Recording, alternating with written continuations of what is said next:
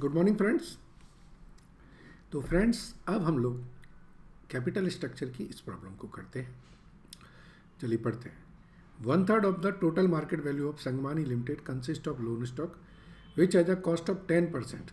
Another company, Samsui Limited, is identical in every respect to Sangmani Limited, except that its capital structure is all equity and its cost of equity is 16%. According to if we ignore taxation and tax relief on debts, what would be the cost of equity of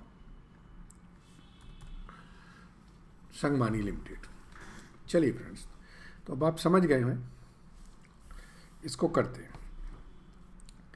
ये हमारी दो company है, ये है संगमानी limited और ये है Sansui limited. ठीक है जी।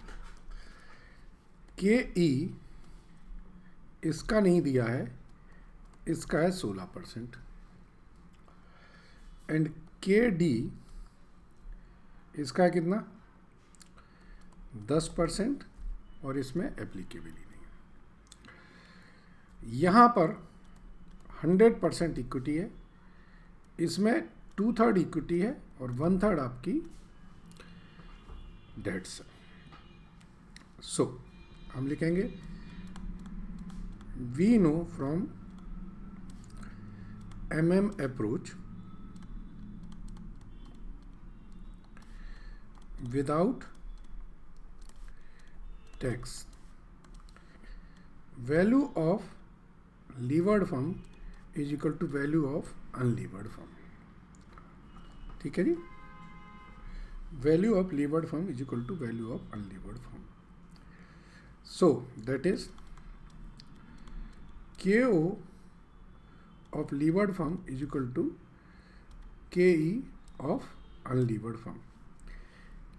यहाँ पे के ओ ऑफ अनलीवर्ड फर्म के ई होता है क्योंकि लीवर तो उसमें कुछ है ही। That is K O of levered firm is equal to 16%।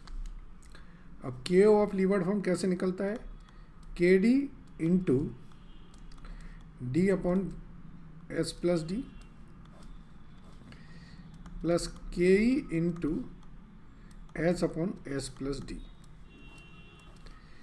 is equal to 16%.